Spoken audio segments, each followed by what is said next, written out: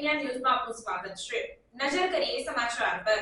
પ્રાપ્ત વિગત અનુસાર વડોદરા શહેરના છાણીસમા પાસે આવેલ ડોમિનોઝ કેનાલ પર આવેલ સોલાર પેનલ સાફ કરતા યુવક કેનાલમાં ડૂબ્યો હતો. આ યુવક 31 વર્ષનો છે અને તેનું નામ ચંદ્રેશ અગ્રવાલ છે. તે ગઈકાલે સાંજે કેનાલ ઉપરની પેનલ સાફ કરતા લથડી ગયેલ સોલાર પેનલ તૂટતા યુવાન ડૂબ્યો હોવાની વિગતો ફાયર અને પોલીસને મળી હતી. આ યુવક ખાનગી કોન્ટ્રાક્ટર પર કામ કરતો હતો અને પરિવારજનોએ આક્ષેપ કર્યો છે કે તે ઘણા વખતથી સોલાર પેનલ પર ક્લિનિંગ કરાવતો હતો, પરંતુ એક પણ સેફટીના સાધન આપવામાં આવ્યા નથી. આ યુવક અગ્રવાલ સમાજનો હોવાથી સમાજના મોટી સંખ્યામાં સભ્યો સમા કેનાલ ખાતે પહોંચ્યા હતા. આ ઘટનાની જાણ વોર્ડ નંબર 2ના કોર્પોરેટર મહાવીરસિંહ રાજપુરોહિતને થતાં તેઓ તાત્કાલિક પહોંચ્યા હતા અને હજુ પણ આ કામગીરી ચાલી રહી છે.